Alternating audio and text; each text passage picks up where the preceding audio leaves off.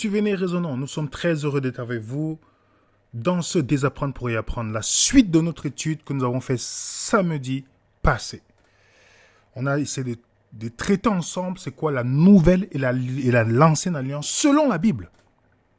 Vous savez très bien que Venez Raisonnons, comme vous voyez bien le nom Venez Raisonnons, lorsque on étudie, on se pose beaucoup de questions. Et les questions que vous nous posez sont très très importantes. Pourquoi? Parce que ça nous permet que si il y a une chose qui est fausse, nous revenons là-dessus bibliquement. Si c'est bibliquement prouvé. Et nous avons fait cette étude justement parce que nous ne sommes pas endoctrinés. Ici, c'est la Bible qui a l'autorité. Nous n'avons pas caché une chose qui est vraie, tout simplement parce qu'on veut protéger un système ou une dénomination. Ça ne nous intéresse pas du tout. Jésus n'est pas venu créer une dénomination. Donc, ceci étant dit, nous allons suivre dans la suite de notre étude, comme promis, la loi de Christ. Parce que pour beaucoup de personnes, lorsqu'on nous dit qu'on n'est plus sous l'ancienne alliance qui comporte les tables de pierre, la réaction des personnes dont je ne sais pas ce qui se passe dans le cerveau, pour être honnête, alors, ça veut dire quoi? On doit voler, on doit tuer, on doit faire toutes ces choses si on n'est plus sur les deux tables de pied. Je me dis, mais comment on peut arriver à ce niveau de pensée? Comment? Si l'apôtre, bien-aimé Paul, nous dit, car le péché n'aura point de pouvoir sur vous, puisque vous êtes non sous la loi, mais sous la grâce. Nous avons expliqué déjà dans une vidéo que il y a un changement total de régime. Changement total de système. Nous ne sommes plus sous le système de la loi, on a prouvé ça bibliquement, mais nous sommes sous le système de la grâce. Alors pour la tête de personnes, de certaines personnes, lorsqu'on dit qu'on est sous la grâce, ça veut dire directement que ça veut dire qu'on vit dans le péché. Parce que pour eux, la seule protection pour la loi, la seule protection pour ne pas pécher, il faut la loi. Théorie totalement fausse. Nous l'avons expliqué dans Romains 5,13, lorsque Paul dit que le péché existait avant la loi. Parce que dans leur esprit, le péché, c'est la transgression de la loi. Ils ne savent pas que ce n'est pas que la définition du péché dans la Bible.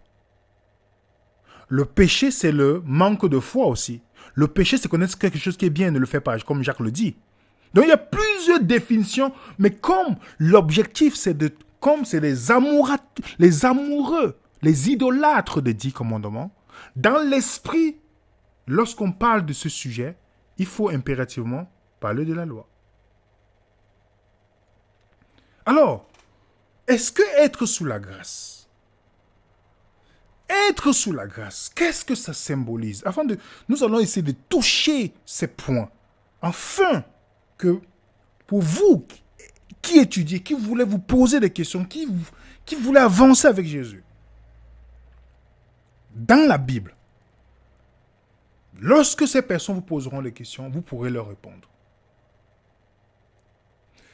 Imaginez, vous êtes citoyen français, américain, pardon.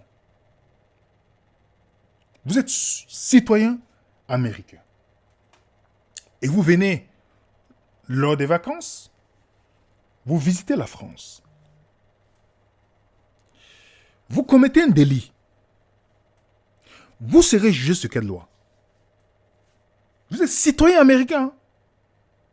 Mais vous vous trouvez en France, vous avez combien de délits? Vous serez jugé par quelle loi, les amis? Est-ce qu'on va vous amener aux États-Unis pour vous juger? Ou on va vous juger en France? Est-ce que c'est la justice américaine? Ou c'est la justice française qui va prendre le devant? Lorsqu'on dit, vous n'êtes pas sous la loi américaine, vous n'êtes plus sous la loi américaine, mais la loi française pour être jugé. On est d'accord? Parce que bien que les deux pays ont des lois, mais les lois ne sont pas pareilles pour ceux qui comparent. Par exemple, aux États-Unis, les condamnations illimitées. En France, il y a les limites. Donc, quand Paul dit qu'on n'est pas plus sous la loi, il parle de tout ce qui était dans l'Ancien Testament, incluant les 10. Est-ce que ça veut dire qu'on vit dans le péché? Non. Quand l'Américain vient en France, il est sous une nouvelle autorité qui a aussi des lois. Je ne sais pas si vous avez compris. Je peux arrêter là. Si vous avez compris, on peut arrêter cette présentation. On se donne rendez-vous sur Zoom. Quand Paul dit, je répète, parce que c'est très important, lorsqu'il dit qu'on n'est point sur la loi, il dit tout simplement qu'on n'est plus sur la loi de l'ancienne alliance, incluant les 10 paroles. Quand l'Américain vient en France, il est sous une nouvelle autorité. Donc, on est sous une nouvelle autorité. Et cette nouvelle autorité qui est la grâce a aussi ses lois. Les lois peuvent avoir des ressemblances et aussi des divergences. Mais il est sous une nouvelle autorité qui est française. S'il est mis prisonnier, il va rester en prison en France. L'extradition, c'est une autre chose, des choses politiques un peu, ça, pour ceux qui connaissent. Mais il sera en prison en France. Donc c'est à travers, c'est là qu'il sera jugé. Ok? Donc le chrétien n'est plus sur les lois de l'Ancien Testament, les 613 lois, incluant les 10. Est-ce que c'est clair pour chacun d'entre nous? Parce que la loi, quand il parle, la loi a été faite pour... La loi n'a pas été faite pour le juste, mais pour les méchants. Donc si quelqu'un vous dit, mais les 10 commandements, c'est le standard de la moralité, je lui dis, écoutez, il y a les lois qui étaient plus intéressantes que les 10 commandements. On a vu le code d'Hammurabi. Il y a plusieurs traditions africaines, orientales, qui avaient déjà des lois, même contre l'esclavage, contre beaucoup de choses. Donc, dans la tête de certains chrétiens qui ne sortent pas du cadre du christianisme, qui ne sont pas informés, qui pensent que tout c'est seulement que les 10 commandements, c'est une loi universelle. C'est une fatalité de penser ainsi. C'est même se ridiculiser devant un non-croyant. Si vous pensez que les 10 commandements sont complets pour régir une société, ça veut dire que vous ne parlez, s'il vous plaît, dites ça quand vous discutez avec les chrétiens, peut-être certains chrétiens qui ne sont pas instruits, vont peut-être penser que vous dites ce qui est bien, mais ne parlez pas devant les non-croyants qui sont instruits. Ils vont vous mettre à votre place tout de suite. Et vous allez vous faire ridiculiser. Donc la raison pour laquelle Dieu a donné les 10 commandements de l'ancienne alliance, ce n'était pas pour que ce soit une loi universelle. Vous avez compris? Donc si vous dites que je ne peux pas, je veux vivre avec... Restez à l'heure des 10 commandements, c'est fait pour vous, pour les méchants. Restez là-dessus. Ok?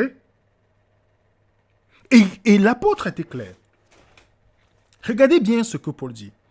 Avant que vienne le temps de la foi, comprenez bien, la loi nous gardait prisonniers. Donc avant un nouveau régime, il y avait la loi qui nous gardait prisonniers en attendant que cette foi soit révélée. Et la loi a été notre surveillant jusqu'à la venue de Christ, afin que nous soyons rendus aux yeux de Dieu par la foi. Et maintenant que le temps de la foi est venu, nous ne dépendons plus de ce surveillant. Le texte est clair. Même un adventiste qui m'a posé la question, je lui ai donné la citation de son prophète qui suit plus que Jésus. Je lui ai dit, voilà ce que ton prophète dit à ce sujet-là. Qu'il s'agit de la loi morale et la loi cérémonielle. Avec référence, je lui ai donné 2 références de son prophète. Il m'a dit, mais alors, si c'est le cas, mais pourquoi les adventistes croient alors ça? Il dit, c'est pas moi que tu dois poser la question. Et en passant, je remercie des pasteurs adventistes qui sont sincères avec moi quand nous sommes au téléphone. Et j'espère, je prie Dieu qu'ils prennent position de les paroles qu'ils me disent en privé, qu'ils le disent en public en disant, comme beaucoup de formateurs de pasteurs adventistes qui me l'ont dit, nous savons que notre théologie est fausse. Il y a beaucoup de choses qui sont fausses, mais si on bouge tout, tout va tomber dans l'eau. Ils me l'ont dit. Je ne cache pas, j'ai des témoins qui étaient présents à cette discussion. Donc, si vous êtes adventiste, vous suivez cette vidéo. Je peux, si vous voulez, dites à votre pasteur, à un pasteur adventiste, s'il veut, on fait un débat sur l'ancienne alliance. Surtout, il choisit son sujet, c'est ce que nous traitons. Débat public. Ils ne vont pas le faire. Et s'ils le font, s'ils veulent le débat, nous sommes prenants. Texte biblique à l'appui. Parce que ces formateurs de pasteurs-là, ils nous l'ont dit, ils nous ont dit clairement. Ils savent. Ils savent clairement. Donc, nous avons un nouveau... Nous sommes... Le temps de la foi est venu. Donc, dans l'ancienne alliance, il y avait les 10 paroles qui étaient données sur la montagne de Sinaï. Et l'une des conditions de l'alliance était l'obéissance. Si vous écoutez ma voix, il n'y a pas question de foi dedans. C'est l'obéissance. Et, comme nous avons vu la semaine passée, Dieu dit, je veux donner mes sabbats. Ça sera entre vous et moi parmi vos descendants. Un signe qu'on reconnaîtra que je suis l'Éternel qui vous sanctifie. Et, dans le verset 17, dit, ce sera entre moi et les enfants un signe qui devrait durer. Quelle était la table de l'alliance? C'était les 10 paroles. C'était les 10 paroles qui étaient la confirmation. On sait que c'était donné 430 ans après l'alliance abrahamique, parce que Abraham n'a pas eu le sabbat. On a démontré, je vais vous démontrer dans une étude que je ferai sur le sabbat uniquement. Que les gens mettent sur une sorte solitaire, sur un point de vue solitaire, salutaire, malheureusement, et que beaucoup y croient. Moi aussi, j'y croyais. Pourtant, c'est une bonne chose, mais elle ne peut pas être salutaire. Ça ne peut même pas être quelque chose que vous allez... Je vais vous démontrer ça. Texte biblique à l'appui. L'alliance abrahamique était inconditionnelle. C'est Dieu qui accomplit à Abraham ce qu'il ne peut pas accomplir lui-même. Et la loi, l'alliance du Sinaï était donnée 430 ans après l'alliance abrahamique. Et on nous dit, donner jusqu'à ce que la sémence vienne. Il y avait un but précis, jusqu'à ce que vienne la sémence, donc Jésus. Il y avait les bénédictions pour l'obéissance et la malédiction pour la désobéissance. Il y avait les promesses entre Dieu et Israël, et le sabbat était le signe. Ça, c'est vrai. Pour Abraham, c'était la circoncision qui était le signe. Pour Noé, c'était l'arc-en-ciel qui était le signe. Pour l'alliance du mont Sinaï, le sabbat était le signe entre Dieu et Israël. Et c'est pourquoi on parle de l'alliance conditionnelle. Ok? Et si on progresse, on sait très bien, comme on le rappelle, je veux rappeler parce que c'est très important de rappeler, que cette alliance-là, Abraham n'avait pas eu les 10 commandements. Ni Jacob. Ni Isaac. Et Dieu dit à Moïse, voilà ce qu'il leur rappelle. Moïse convoqua tout Israël et leur dit, écoute Israël, les lois et les ordonnances que je vous fais entendre aujourd'hui. Apprenez-les. Mettez-les soigneusement. Remarquez bien que je reprends aujourd'hui. Mettez-les en pratique. L'Éternel, notre Dieu, a traité avec nous une alliance à Horeb. Ce n'est point avec nos pères que l'Éternel a traité cette alliance-là. C'est avec vous, nous, qui sommes ici aujourd'hui tous vivants. Donc, on nous dit que Dieu a conclu l'alliance au Sinaï. Il a conclu avec ceux qui étaient vivants à cette époque, non avec leurs ancêtres.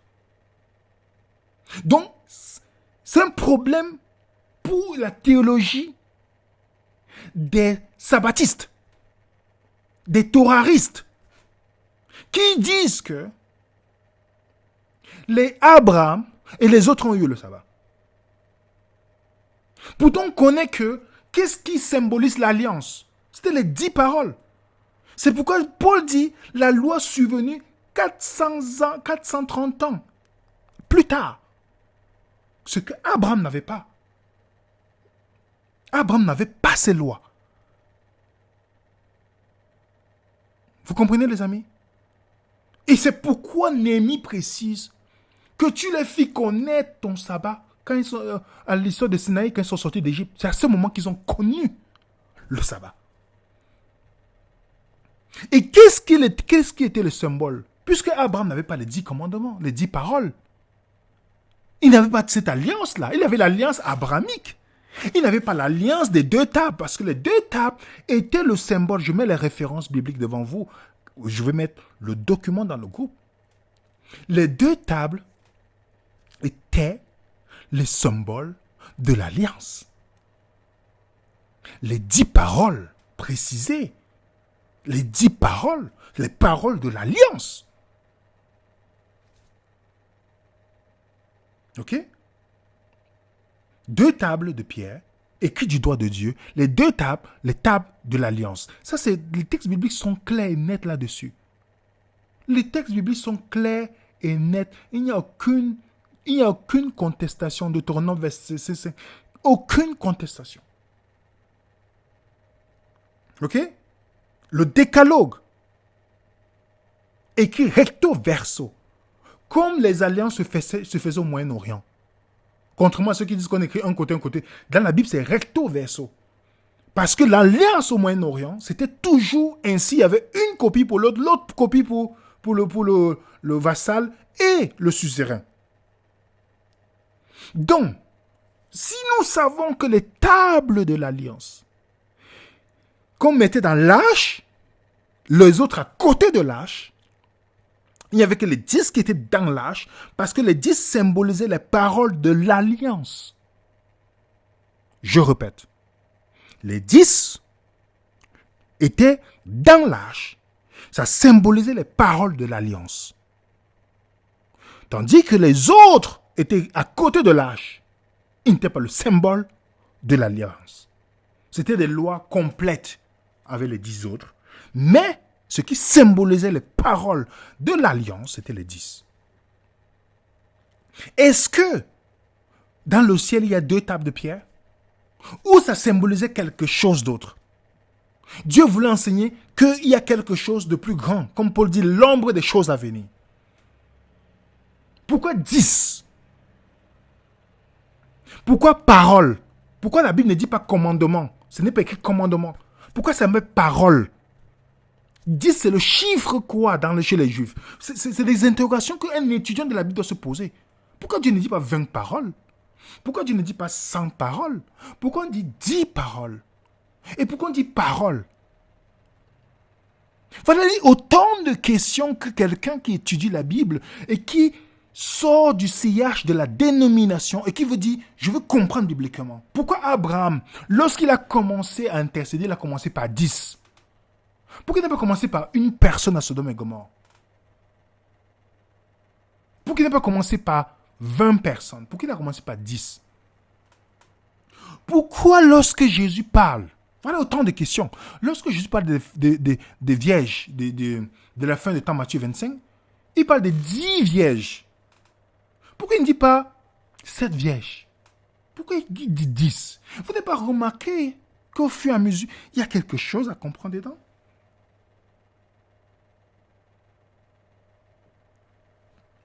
Regardez bien ce que Dieu dit au peuple. Parlant de Jésus.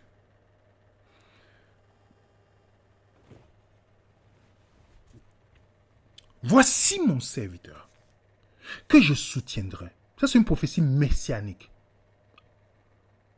Donc, ceux qui veulent connaître l'évangile de l'Ancien Testament, c'est le livre d'Ésaïe. Il parle des prophéties messianiques. Beaucoup, quand vous avez mon serviteur dedans, il s'adresse à Jésus. Je soutiendrai mon élu, en qui mon âme prend plaisir. Vous savez bien, en qui mon âme prend plaisir. Quand Jésus était baptisé, il dit, voici mon fils bien-aimé, en qui j'ai mis toute mon affection. Il dit, j'ai mis mon esprit sur lui. Il annoncera la justice aux nations. Il ne triera point, il ne lèvera point la voix, et ne la fera point entendre dans les rues. Moi, l'Éternel, je t'ai appelé dans la justice. Je te prendrai par la main et je te garderai. Je te donnerai pour alliance au peuple. Ça, c'est une prophétie que Jésus devait faire. Jésus devient, il dit, et pour lumière aux nations. Ce n'est pas pour les Juifs, hein. Pour nations. Est-ce que vous comprenez pourquoi Jésus il est la lumière du monde? Il ne dit pas sur la lumière des Juifs ou la lumière de Jérusalem. Il est la lumière du monde. Jésus devient l'alliance. Le problème des torahistes, quand il dit Torah, c'est ceux qui croient à la Torah. Les chrétiens qui sont encore sur la Torah aujourd'hui. Ou les amoureux, ou les idolâtres des 10 commandements. C'est que pourquoi est-ce que, si vous croyez que les 10 commandements, c'est votre tout, pourquoi vous avez besoin de Jésus? Pourquoi Dieu aurait envoyé Jésus? Pourquoi il aurait envoyé Jésus? La Bible dit que Dieu va faire de lui l'alliance pour les peuples et nations. Qu'est-ce qui est plus grand? Jésus ou les 10 paroles?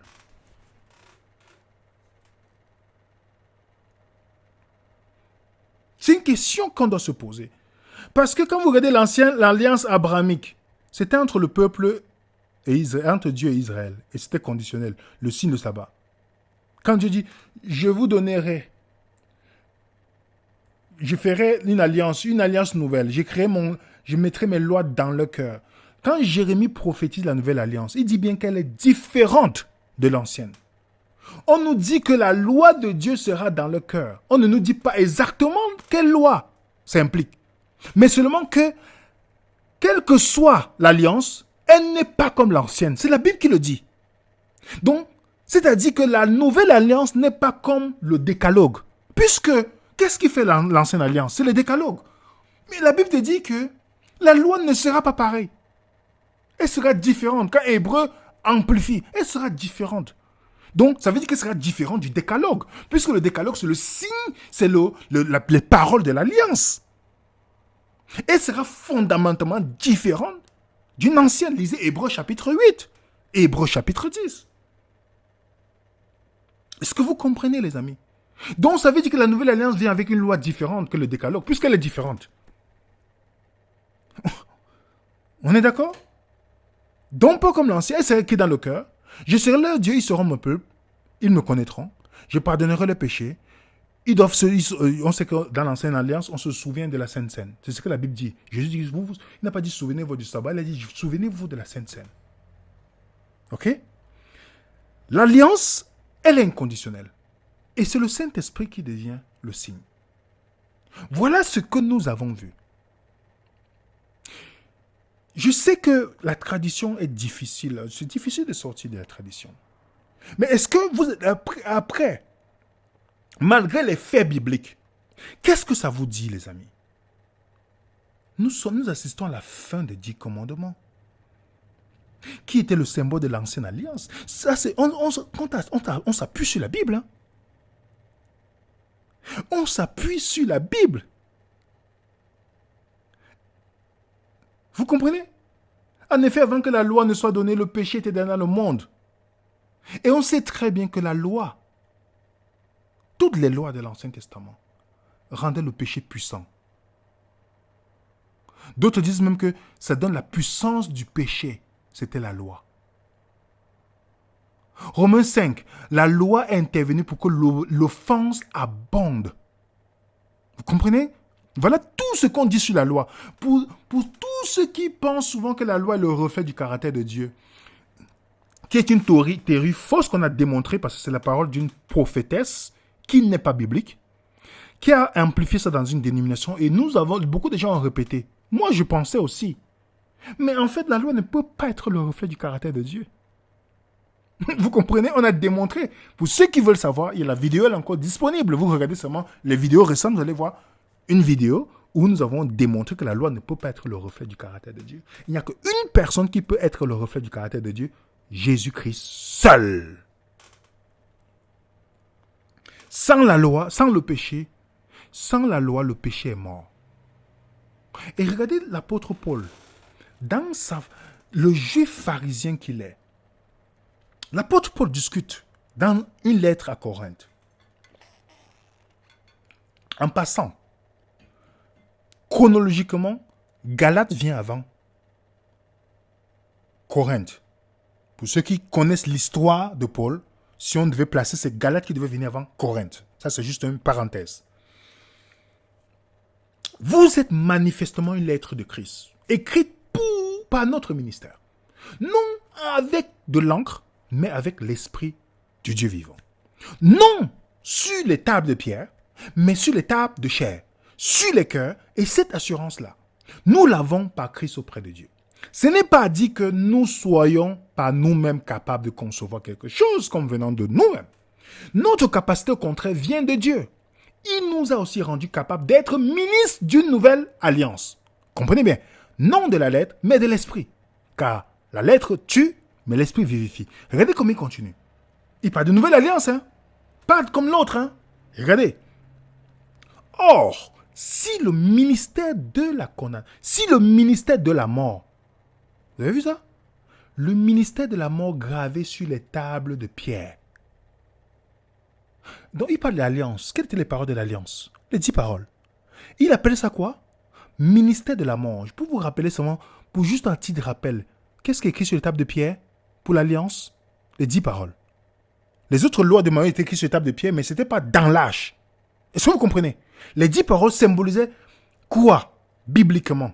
C'était les paroles de l'alliance. Et Paul nous parlait que nous sommes dans la nouvelle. Non sur le ministère de la mort, comme il appelle les 10 commandements. Le ministère de la mort. Je continue. Et si le ministère de la mort gravé sur les tables de pierre était glorieux, au point que les fils d'Israël ne pouvaient fixer les regards sur le visage de Moïse, et à cause de la gloire de son visage, bien que cette gloire fût passagère, dont la gloire des 10 paroles était une gloire passagère. Dans le verset 8, il dit, combien le ministère de l'esprit ne serait-il plus glorieux? Si le ministère de la condamnation était glorieux, pour ceux qui disent que la loi de Dieu est dans l'expression de son caractère, il y a la condamnation dedans. S'ils sont cohérents, ils ne vont plus prononcer cette phrase-là. Quand vous entendez pas, ils sont en train de tellement attrisser de Dieu quand ils prononcent seulement ça, les amis. Que Dieu nous pardonne tous les fois qu'on a cru à cette hérésie. Si le ministère de la condamnation était glorieux, parlant des 10 paroles, le ministère de la justice est encore beaucoup supérieur en gloire. Regardez dans le verset 11. Soulignez. Si ce qui était passager était glorieux, qu'est-ce qui était passager? Il continue toujours. Hein? Les 10 commandements étaient passagers. Ce qui est permanent est bien plus glorieux. Dans le ministère, quel ministère de la Nouvelle Alliance est plus glorieux? Dans les 10 commandements, contrairement à ce qui est enseigné dans les dénominations, qui parle de la Nouvelle Alliance comme quoi Israël a promis à Dieu dans l'ancienne, Israël a promis à Dieu, dans la nouvelle, c'est Dieu qui promet. Bibliquement, c'est faux. C'est faux. Aucun ne peut vous prouver ça. Texte biblique. Ils ne vont jamais vous parler de ce passage et d'autres passages que j'ai énumérés. Parce qu'ils ont peur, ils savent très bien. Ils savent très bien. Et pour ceux qui veulent savoir, Matthieu 5, on a dit, Jésus dit bien, je ne suis pas venu abolir la loi, je suis venu accomplir. Jésus a accompli. Aucun iota jusqu'à ce que tout soit arrivé. Jusqu'à ce que Jésus soit crucifié, pour ainsi dire. Quand Jésus est mort, tout est accompli. Il dit, fallait-il que ça accomplisse ce qui est écrit dans la loi de Moïse, dans les prophètes, dans les psaumes. Jésus devait accomplir. Et une fois qu'il a accompli, une fois que Jésus a accompli, jusqu'au bout, nous ne sommes plus dedans. Et c'est pourquoi il nous dit, avant que vienne la foi, nous étions pris. La loi nous gardait prisonniers. La loi a été notre surveillant jusqu'à Christ. Et maintenant que le temps de la foi est venu, nous ne dépendons plus de ce surveillant. Est-ce que vous comprenez? Pourquoi chaque fois que vous évoquez les 10 commandements, vous n'êtes pas en train d'accepter le vrai Christ? Il ne peut pas être le centre de votre vie. Parce qu'il y a des prophètes qui sont devant vous, qui vous disent quoi faire. Il y a d'autres. Jésus n'est pas la parole de Dieu pour vous. Il n'est pas. Est-ce qu'il n'y a pas beaucoup de dénominations chrétiennes dans le monde? Est-ce que vous pensez que toutes les dénominations chrétiennes suivent la Bible, suivent Jésus? Si elles suivaient Jésus, comment est-ce que les gens pourront enseigner des hérésies qu'ils ont dans les dénominations? Quand la Bible nous dit que nous étions enfermés dans la loi, la foi étant venue, il parle de qui dans Galates 3 ici, là, les amis? Nous ne sommes plus sous ce conducteur. Donc la loi était le schoolmaster, le pédagogue. Jésus-Christ, c'est la fin, le mot telos. Le mot telos. Il est la fin. Il est l'accomplissement. Ok? Il est la fin de la loi, Jésus-Christ.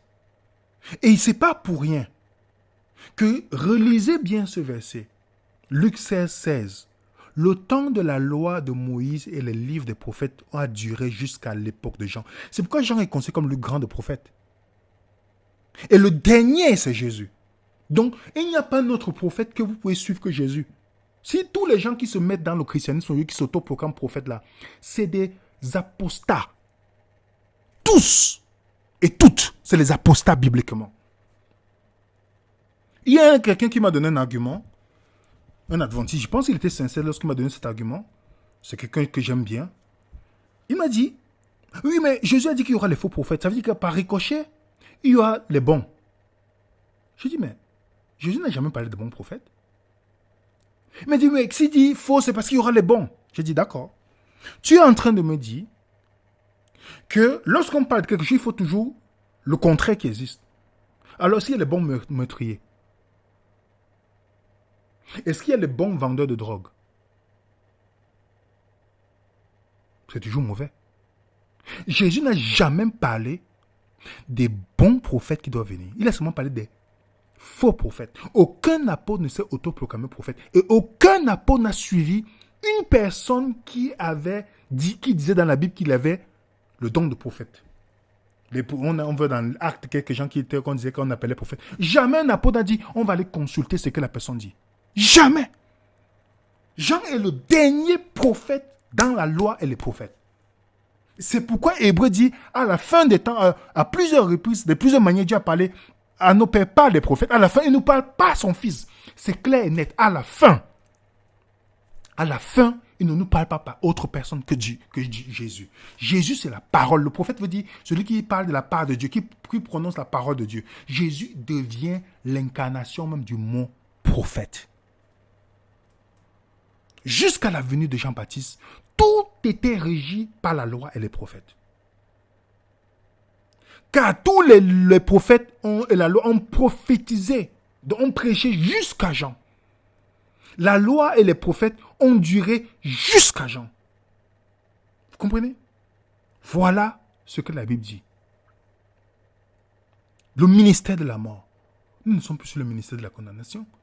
Nous ne sommes plus sur le ministère aucune chose. Même dans Daniel 7, verset 25, certains disent oh, mais la petite qu'on va changer les temps de la loi. Lisez bien, il ne s'agit pas de 10 paroles dedans. Il ne s'agit pas de 10 paroles. Je vais faire une étude uniquement là-dessus. Il ne s'agit pas de 10 paroles. Vérifiez le mot qui est écrit là-dessus. Bien que ce soit araméen, mais il ne faisait pas référence nullement aux 10 commandements ici. Ce que la petite qu'on va modifier. Vous savez pourquoi c'est très important de désapprendre pour réapprendre? Pour les clairs, que ce qui devait prendre fin a été introduit avec... Si ce qui devait prendre fin a été introduit, je précise, j'ai resté sur le verset 11, pour que je vais répéter ça pour que ça rentre dans notre esprit. Ce qui devait prendre fin a été glorifié par les 10 commandements ici. Ce qui devait disparaître a de la gloire. Même en anglais. Done away. Donc ça devait prendre fin. Pourquoi Jésus... Regardez la loi du Christ. On va maintenant parler de la loi du Christ. J'ai commencé l'introduction pour vous expliquer que nous sommes sur un nouveau régiment. La grâce, le système de la grâce vient avec aussi des lois. Mais qui sont différentes de la loi de toutes les 613 lois. Parce que Jésus est sacrificateur d'une nouvelle alliance avec des meilleures promesses que l'ancienne alliance. Ok? La nouvelle alliance est meilleure que le décalogue. Ok? Elle est vraiment nouvelle. Ce n'est pas seulement la même ancienne qui est réchauffée comme certaines personnes enseignent. Elle est totalement nouvelle. C'est pas pour rien que Hébreux 8 dit, en effet, si la première alliance avait été sans défaut, qu'est-ce qui fait les paroles de l'alliance, les amis? On a donné les textes bibliques, les 10 paroles, n'est-ce pas? Il dit c'était sans défaut. Il n'aurait pas été question de la remplacer par une seconde. Je vais relire maintenant le texte devant vous, Hébreux. Regardez bien. Car c'est avec l'expression d'un blâme que le Seigneur a dit à Israël. Les jours viennent, dit le Seigneur, où je ferai avec la maison d'Israël et la maison de Juda une alliance nouvelle. Non comme l'alliance que j'ai traitée avec le Père, le jour où je l'ai saisi par la main. Quelle alliance il a traitée avec le Père? Les 10 commandements dedans. On est d'accord? Il dit non pas. On a vu ensemble quelles sont les paroles de l'alliance. Je pouvais répéter, c'est très important les amis. Parce que quand on est endoctriné, notre cerveau, même quand on nous présente la vérité, on souffre, on se dit mais comment c'est possible? Comment? Parce qu'il y a cette dissonance qui lutte. Chacun selon son degré d'endoctrinement. Ok? Ou son degré de confusion. Regardez, dit bien. Non comme l'alliance que j'ai traitée avec le Père. Quelle alliance? Qu'est-ce qui était dans les lâches de l'alliance? Qu'est-ce qui était quand on disait lâche de l'alliance? Pourquoi on dit lâche de l'alliance? Dites-moi les amis, pourquoi on dit lâche de l'alliance? Quelle alliance? Qu'est-ce qui était dans l'âge de l'alliance? Les 10 paroles. Les 10 paroles, les amis. Il dit non comme l'alliance que j'ai traitée avec le Père. Le jour où je l'ai saisi la main pour les faire sortir du pays d'Égypte. Car ils n'ont pas persévéré dans mon alliance. Et moi aussi, je ne me suis pas soucié. Regardez le verset 13. En disant une nouvelle alliance, il a déclaré la première ancienne. Or, ce qui est ancien, c'est ce qui a vieilli, est prêt à disparaître. Le nouveau est vraiment nouveau. L'ancien est vraiment obsolète, vieillissant, prêt à disparaître. Le décalogue est obsolète selon la Bible. Le décalogue disparaît selon la Bible. Le décalogue ne joue aucun rôle dans la vie du croyant régénéré. Le décalogue est obsolète parce que nous avons maintenant le Saint-Esprit qui habite en nous. Le décalogue est obsolète parce que le Saint-Esprit nous conforme à la loi du Christ et non à cette ancienne loi. Je vais venir là-dessus. Tout ce qui concerne la nouvelle alliance est vraiment nouveau et meilleur. Les meilleures promesses que Jésus-Christ nous a faites sont les meilleures. C'est meilleur. Tout est meilleur. Tout est nouveau. Voilà encore, je répète. Les tables les paroles de l'alliance. Ok? Les tables des paroles de l'alliance. On dit l'âge de l'alliance. N'est-ce pas? Vous savez pourquoi on dit l'âge de l'alliance? Parce qu'il y avait les paroles de l'alliance dedans, qui disparaissent selon la Bible maintenant, à cause de Christ. Dieu dit, je te donnerai pour alliance au peuple. Je te donnerai pour alliance au peuple et aux nations. Vous comprenez pourquoi Jésus prend la place de 2 paroles? Et qu'est-ce qui devient le signe du nouveau croyant? Le sabbat? Comme dans l'ancienne alliance? Non. Bien évidemment, le Saint-Esprit. La Bible dit, je veux poser une question à 1000 euros ou 1000 dollars américains. Vous mettez celui qui me donne dans le chat un verset biblique qui montre que le sabbat est le signe dans le Nouveau Testament. Un seul. Je fais la vidéo demain, je confesse, je demande pardon à tout le monde. Je fais une vidéo. Quelqu'un qui me donne le verset, ne dit pas tous ces trucs accoutrements que les gens... Donnez-moi un verset dans le Nouveau Testament qui dit que le sabbat devient le signe du nouveau croyant. Par contre, la Bible nous dit ce qui fait le signe du croyant. Le Saint-Esprit. Le Saint-Esprit. Ok? Éphésiens, il nous a scellés du Saint-Esprit qu'il a promis. Si quelqu'un n'a pas l'esprit du Christ, il ne lui appartient pas.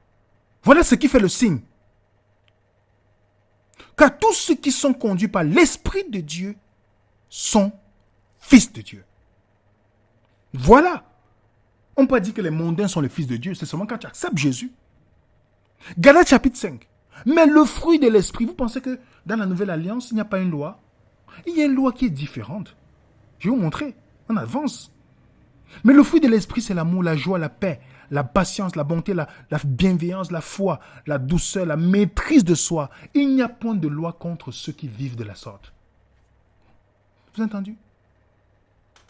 Et qu'est-ce qui transforme? La loi ne peut pas te transformer. Regardez ce que la Bible te dit. Oh, le Seigneur, c'est l'Esprit. Là où il y a l'Esprit du Seigneur, là où il y a la liberté. Car tous qui, le visage découvert, contemplons comme dans un miroir la gloire du Seigneur, nous sommes transformés à la même image, de gloire en gloire, comme par le Seigneur et l'Esprit. Est-ce que vous comprenez? Qu'est-ce qui nous transforme pour ressembler à Dieu? Pour refléter son caractère? Le Saint-Esprit. Vous comprenez, les amis? La nouvelle loi. Il y a un changement de loi. Dans le nouveau système de la grâce, vient avec sa loi. Et imaginez, pour ceux qui ont déjà lu l'Acte chapitre 15, pourquoi les disciples n'ont jamais imposé quand on a demandé ce qu'il fallait donner aux non-croyants? Pourquoi ils n'ont jamais proposé de garder la loi ancienne? Pourquoi? Voilà ce que Paul dit. Pierre, pardon. Quand il a paru bon au Saint-Esprit, pas un prophète, pas. Qu'il est paru bon au Saint-Esprit à nous de ne vous imposer d'autres charges que ce qui est nécessaire, savoir de vous abstenir des viandes sacrifiées aux idoles, du sang des animaux étouffés, de l'impudicité, choses contre lesquelles vous trouverez bien de tenir en garde. Vous n'avez pas remarqué? Paul, dans son échange, l'un des versets que j'aime beaucoup, avait les Juifs issus comme un Juif. Excusez-moi, je suis passé un peu très vite. Avec les Juifs issus comme un Juif, afin de gagner les Juifs. Avec ceux qui sont sous la loi, comme sous la loi, quoique je ne sois point sous la loi. Vous voyez plus, dans le verset, il dit, dans le verset 21, avec ceux qui sont sans loi, comme sans loi, quoique je ne sois point sans la loi de Dieu, étant sous la loi de Christ, afin de gagner ceux qui sont sans loi. La loi de Christ. Parce que Jésus est un souverain sacrificateur qui est totalement différent des mortels qu'il y avait dans l'Ancien Testament. Il y avait des lois totalement différentes. Totalement différentes. Portez les fardeaux les uns les autres, vous accomplirez la loi de Christ. La loi de Christ, les amis. Il y a beaucoup de chrétiens qui fonctionnent encore sur la loi de l'Ancien Testament, de l'Ancienne Alliance. Ils disent qu'ils ont Jésus, hein. Mais ils ne gardent pas toute la loi. Paul a dit maudit quiconque observe un seul et n'observe pas toute la loi dans Galates. Il a dit maudit. Donc si vous voulez suivre les 613 lois, incluant les 10, suivez tout. Parce que Christ ne représente rien pour vous. Mais si c'est Christ qui représente, vous serez sur la loi de Christ.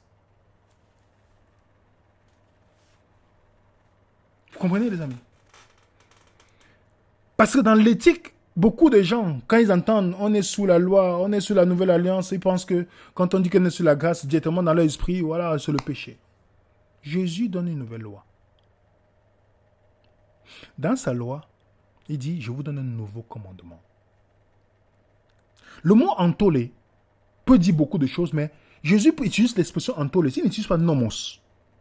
Mais il utilise entolé pour une raison. Et il dit, voilà son commandement là. Aimez-vous les uns. Comme je vous aime. Il rajoute quelque chose. Comme je vous ai aimé. Je vous dis les amis, pour tous ceux qui pensent que c'est une chose facile, je vous demande d'aimer comme Christ a aimé quelqu'un. Il n'est pas d'aimer comme dans l'Ancien Testament, aime ton prochain comme toi-même. Toi-même était le standard. Mais ici, c'est Jésus qui devient le standard. Parce que tu peux être quelqu'un qui est mal dans ta peau. Quelqu'un qui souffre. Tu vas traiter les gens selon tes complexes. Regardez les gens qui ont été abusés ou qui ont souffert, tout ça. Ils aiment toujours, ils sont durs, ils aiment toujours fonctionner un peu bizarrement avec les autres. Ils fonctionnent selon le standard qu'ils ont. Aimez les uns comme je vous aimais. Aimez les uns les autres. Ceux-ci tous connaîtront. Comment on connaît? Vous allez reconnaître mes disciples s'ils ont l'amour les uns pour les autres. Il ne dit pas s'ils ont le sabbat. Il ne dit pas s'ils partent dans un bâtiment le samedi et le dimanche. Il ne dit pas s'ils mangent le brocoli. Il ne dit pas s'ils mangent le tofu. Il ne dit pas s'ils ont un certain vêtement. Il ne dit rien de toutes ces choses que les gens mettent devant pour montrer leur distinction. Vous avez compris? Parce qu'il y a certaines personnes qui pensent que mettre le costume le samedi, c'est une distinction. Donc, qu'en est-il des pays où il n'y a pas le costume dans la coutume? Qu'en est-il des pays qu'en Écosse où c'est la jupe qui est la coutume pour les hommes? Donc, comme dans leur esprit, voilà, je suis parti prêcher dans un bâtiment. Une fois, on m'a forcé à mettre la cravate. Parce qu'on dit que c'est la réforme vestimentaire. Vous comprenez? Si vous avez l'amour les uns les autres, ceci est mon commandement. Aimez-vous les uns comme je vous ai aimé.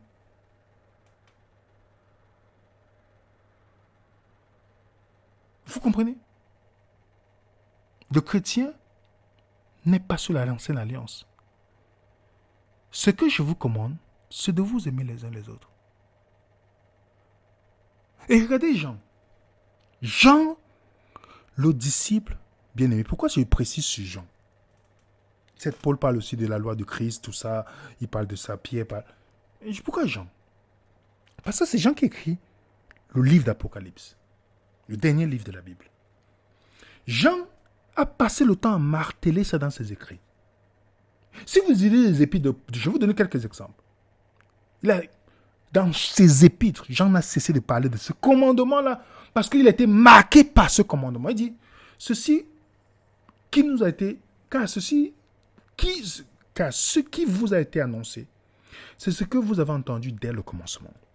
C'est que nous devons nous aimer les uns les autres. Il parle de qui ici? Qui lui a annoncé ça?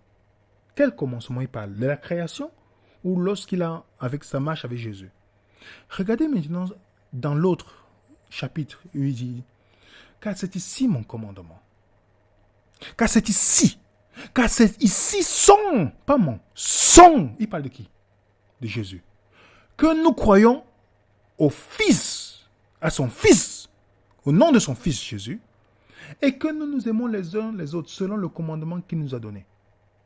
Vous pensez que Jean, il est bête pour aller dans Apocalypse chapitre 14 pour vous dire que voici les persévérants des saints, ceux qui gardent les commandements de Dieu, qui ont la foi de Jésus. Vous pensez qu'il parle des 10 commandements ici? Vous pensez que Jean est con? Pour ceux-là qui viennent, il y a quelqu'un qui m'a envoyé un message, un email, en disant, oui, tu vois, Anto, c'est là, les 10 commandements. Je dis, mais écoute, mon cher, Jean, de quel commandement Jean connaît dans la Bible? Quel commandement? Jean, est-ce qu'il est fou? Tu étais là quand il écrit Apocalypse? Jean sait de quel commandement il parle ici. Ce qui est contraire à ce que les dénominations disent. Oh non, vous voyez, c'est les 10 commandements. Puisque c'est les adorateurs des 10 commandements.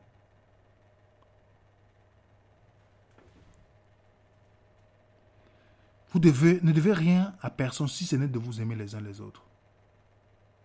Car celui qui aime les autres a accompli la loi. A accompli la loi. Quand vous lisez ce verset, n'est-ce pas, on pensait qu'il parlait des 10 commandements? Mais il parle ici de ce que Jésus a dit. Bien-aimés, aimons-nous les uns les autres, car l'amour de Dieu, quiconque est né de Dieu et connaît Dieu. Beaucoup de gens que je connais qui ont les 10, ils aiment ceux qui pensent comme eux. Et je les remercie, parce que grâce à eux, je comprends pourquoi je ne serai plus jamais dans ma vie religieuse. Et c'est ce qui m'a encore donné plus de doute à me poser la question, mais si le sceau c'est vraiment ce qu'il réclame, comment j'ai pu rencontrer certaines personnes terribles qui sont les plus avancées dans cette religion, qui te volent de l'argent, qui mentent, qui calomnient, ils sont contents de nuire à la réputation des gens. J'ai dit, mais si c'est ça le sceau de Dieu, il faut combien de sabbats pour que je puisse refléter le sceau de Dieu, pour avoir le sceau de Dieu? Il dit, si ça n'a pas marché sur ces gens depuis des années qui sont chrétiens, il y a un problème. Seigneur, sûrement je me suis trompé. Et grâce à vos questions, on avance. Cela importe, d'autant plus que vous savez à quel temps nous sommes. C'est l'heure de vous réveiller, enfin du sommeil, car maintenant le salut est plus près que nous l'avons cru. La nuit avance, le jour approche. Dépouillons-nous des œuvres des ténèbres, revêtons-nous des armes de la lumière, marchons honnêtement, comme en plein jour, loin des excès, de l'ivrognerie, de la luxure, de l'impudicité, des querelles, de la jalousie, mais revêtez-vous du Seigneur Jésus-Christ. Montrez-moi un commandement qui parle de l'ivrognerie. Les 10 paroles. Montrez-moi. Vous avez ça? Et qui parle de dépouillement. Vous voyez pas que la loi de Christ est plus complète? Parce que dans tout ça, aime ton prochain que toi-même. C'est inclus dedans, hein, les amis. C'est inclus si vous étudiez seulement Jean 13, 34 à 35. Regardez Galates. J'ai dit donc, marchez selon l'esprit, vous n'accomplirez pas les œuvres de la chair. Car la chair a des désirs contraires à celles de l'esprit. Ceux de l'esprit. L'esprit en a de contraires à ceux de la chair. Ils sont opposés entre eux, afin que vous ne fassiez pas ce que vous voudrez. Si vous êtes conduit par l'esprit, vous n'êtes point sous la loi. Vous avez compris? Or, les œuvres de la chair sont manifestes.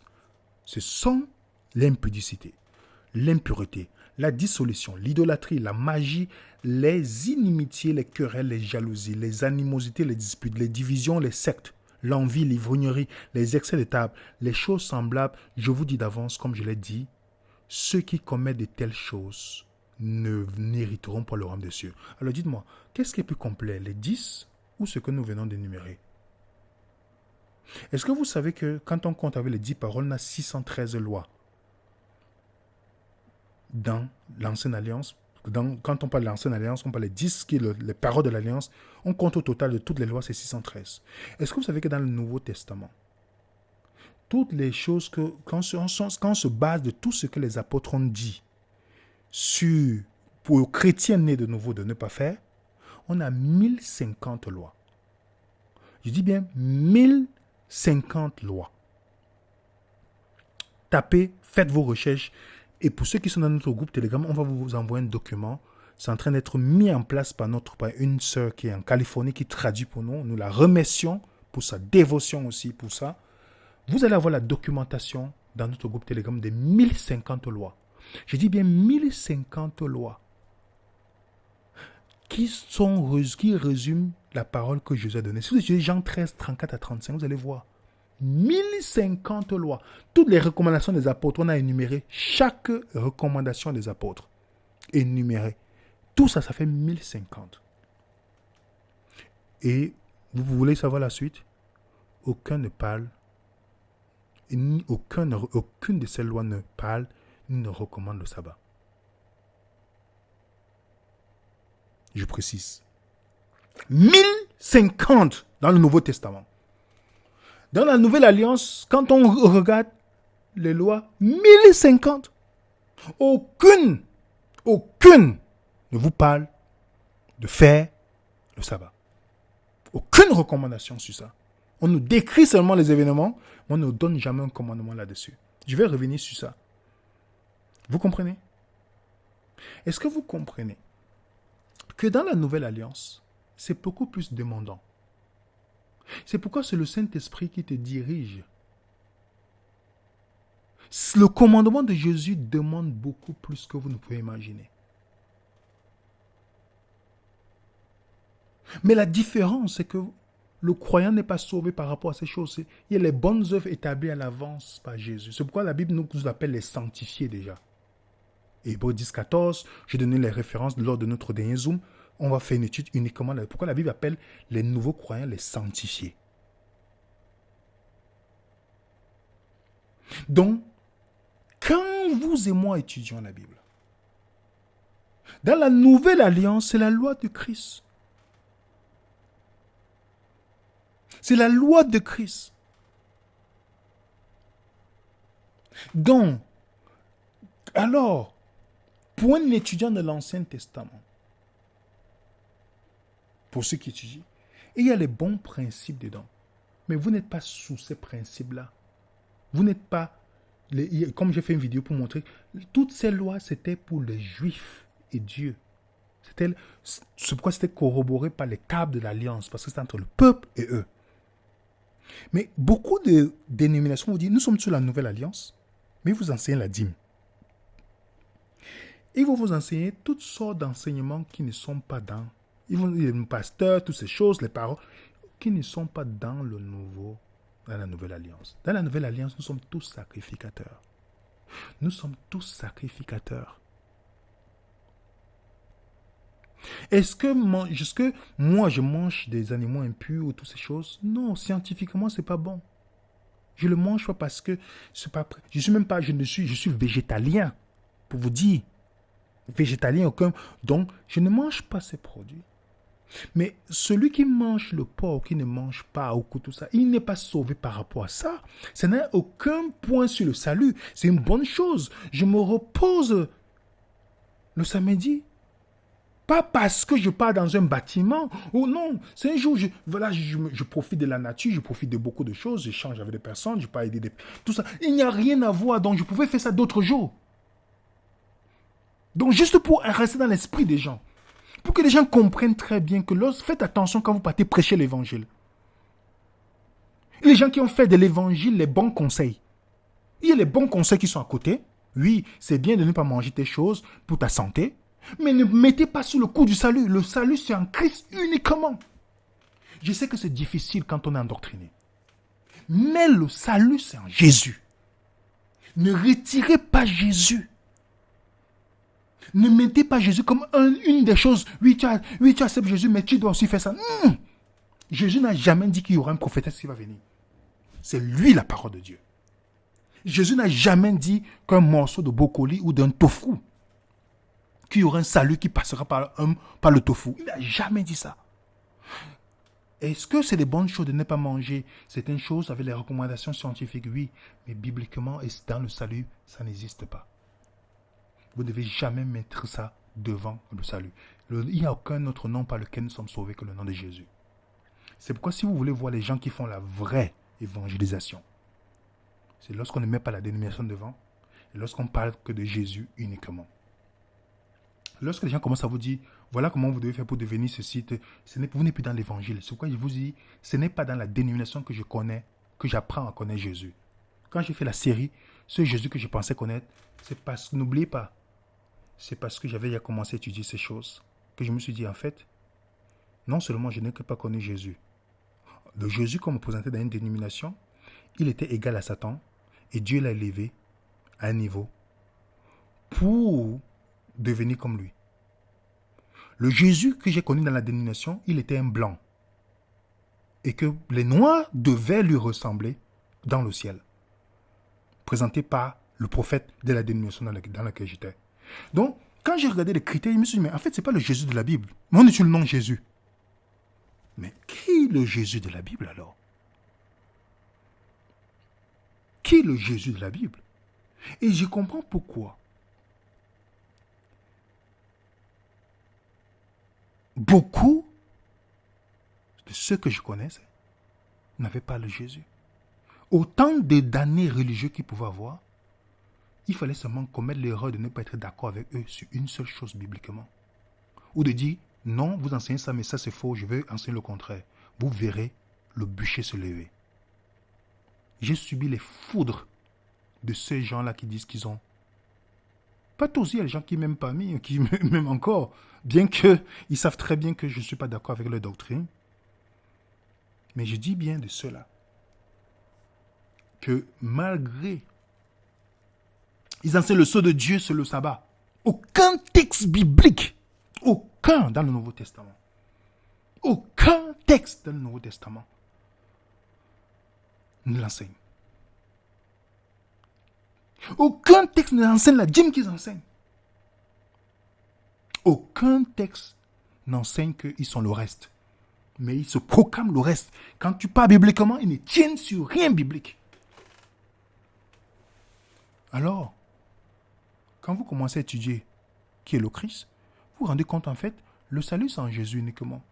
Il n'y a rien que vous pouvez ajouter. Il n'y a rien que vous pouvez retirer. Ce n'est que Jésus que vous présentez aux gens. Et les gens prennent la décision de marcher avec Dieu. Et quand ils marchent, ils acceptent Jésus, Jésus va écrire ses lois dans leur cœur. Il va écrire ses lois dans leur cœur. Oui. Beaucoup des toraristes ou des sabbatistes, ils ont Moïse comme sauveur. Ils pensent que c'est Jésus. Mais c'est Moïse. Puisqu'ils sont sur les tables de l'ancienne alliance. Et dans leur esprit, ils sont confus. Ils pensent que c'est Jésus. Mais c'est Moïse qu'ils ont pour sauveur. Alors, mes frères et sœurs, réfléchissons si nous allons marcher sur la tradition des hommes ou nous allons fonctionner avec l'écrit. Quand on est sous la grâce, comme je vous pris l'exemple du citoyen américain qui visite Paris, lorsqu'il est sur Paris, qu'est-ce qui se passe? Il peut commettre un enfant, il est jugé selon la loi de la France et non la loi américaine. Donc lorsque Paul dit, on n'est pas sous la grâce, on n'est pas sous la loi, mais sous la grâce, Paul est en train de dire, je suis sur une nouvelle autorité. Et cette nouvelle autorité a aussi ses lois, qui sont différentes du pays que je viens. Donc pas parce que je suis citoyen suisse, et que ça veut dire que automatiquement je deviens criminel en France. Non, pas du tout. Parce que la Suisse a aussi ses lois. Est-ce que vous comprenez? La Suisse a aussi ses lois. Donc je suis sous. Le Canada a aussi ses lois. Donc je suis citoyen aussi. Donc quand je pars au Canada, je suis soumis à la loi du Canada. Même si j'ai plusieurs nationalités, je suis soumis à la loi du Canada. Voilà ce qu'on doit comprendre. Donc, être sous le régime de la grâce, comme Tite le dit, la grâce nous enseigne à renoncer au péché. Tite chapitre 2, versets 11 à 14. La grâce a aussi ses lois. Mais ce qu'elle est plus puissante, c'est que Christ nous sauve. Et c'est lui qui fait son œuvre dans notre vie. Nous ne sommes pas sauvés par la condition de l'obéissance, mais par la foi en Jésus-Christ. Et nous obtenons tout par la grâce de Dieu. Je sais que c'est difficile, mais vous n'aimez pas Christ, les amis? Pourquoi ne pas embrasser le Christ? Pourquoi ne pas être libre? Est-ce que nous connaissons la vérité et la vérité nous a affranchis? Pourquoi nous voulons rester dans le joug? La prochaine vidéo, je vous parlerai du sabbat dans l'Ancien Testament. Première partie. Après, je vais faire une autre vidéo, le sabbat dans le Nouveau Testament. Vous comprenez, les amis? Merci pour ceux qui mettent un coup de pouce. Merci de nous donner votre avis biblique et de nous envoyer vos questions aussi par email. Nous avons un email. Pour ceux qui nous parlent avec bienveillance et amour, nous allons prendre le temps de vous répondre, soit dans notre question-réponse, soit par email. Bien, si vous n'êtes pas d'accord, il n'y a pas de problème. Mais si vous avez Jésus, vous devez nous aimer parce que c'est ça l'objectif. Donc je veux que Jésus mette ce commandement dans mon cœur. Est-ce que c'est le vôtre? Est-ce que c'est votre vie? Est-ce que vous voulez Jésus comme votre sacrificateur? Est-ce que vous avez accepté? Est-ce que vous le voulez? Alors, vous êtes sur une nouvelle loi. Et laissez écrire ces lois. Et il vous a dit, voici mon commandement. Et dans cela, ça regorge toutes ces lois qu'on retrouve dans le Nouveau Testament. La loi de Christ, écrite dans notre cœur. Merci à ceux qui ont pris le temps, que ceux qui ne sont pas souvent d'accord avec nous. Merci. Merci à ceux qui sont d'accord. Merci à ceux qui nous soutiennent.